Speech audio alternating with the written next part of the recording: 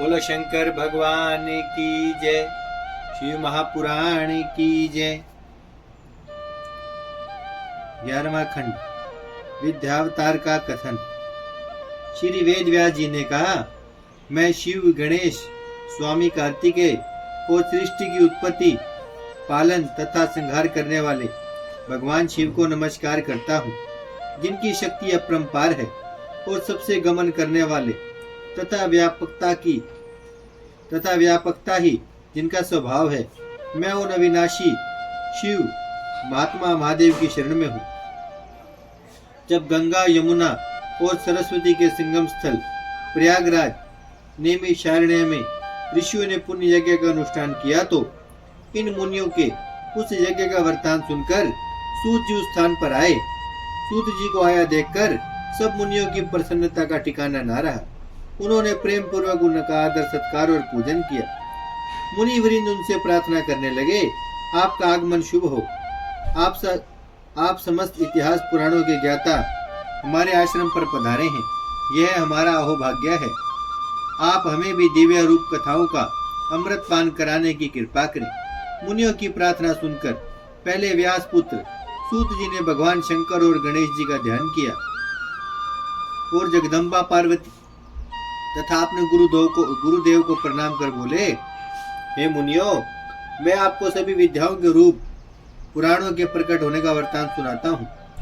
श्वेत कल्प के समय वसुदेव जी ने जो कहा था, उन्हीं शब्दों तथा अर्थों से युक्त, न्याय से परिपूर्ण, शास्त्रों के अर्थों से शोभित तथा कर्म ही को पुराण कहते हैं। 4 वेद, 6 शास्त्र, मीमांसा, न्याय, धर्मशास्त्र, सभी पुराण आदि ये 14 प्रकार की विद्याएं हैं। आयुर्वेद, धनुर्वेद, गंधर्ववेद, अर्थशास्त्र ही। आयुर्वेद, धनुर्वेद, गंधर्ववेद, अर्थशास्त्र की 14 विद्याओं में शामिल कर देने से 18 प्रकार की विद्याएं हो जाती हैं। इन विद्याओं के निर्माता भगवान शंकर ही हैं। संसार की रचना का कार्य ब्रह्मा जी के दिया गया और 18 विद्याएं उन्हें अर्पित कर दी गई। ब्रह्मांड की रक्षा का भार विष्णु जी को दिया गया। विष्णु ब्रह्मा जी की रक्षा करने वाले हैं और मध्यवर्त हैं। ब्रह्मा जी ने इन 18 विद्याओं को पाकर 18 पुराणों का विस्तार किया। फिर ब्रह्मा जी के 4 मुखों से 4 वेद उत्पन्न हुए। उसके बाद अन्य शास्त्रों की उत्पत्ति हुई। अतः इनका पढ़ना और समझना प्रत्येक व्यक्ति के लिए संभव है। यह विचार कर भगवान शिव व्यास रूप में प्रकट हुए और वेदों का विभाजन करके शास्त्रों को संक्षिप्त रूप में बनाया। इसी तरह द्वापर युग के अंत में विष्णु भगवान व्यास जी के रूप में प्रकट हुए और वेद आदि का विभाजन किया। द्वापर युग की समाप्ति पर सत्यवती नंदन कृष्ण देयापन के नाम से व्यास जी प्रकट हुए। इन्होंने चारों वेदों को 4 भागों में विभक्त किया, इसलिए ये वेद व्यास के नाम से प्रसिद्ध हुए।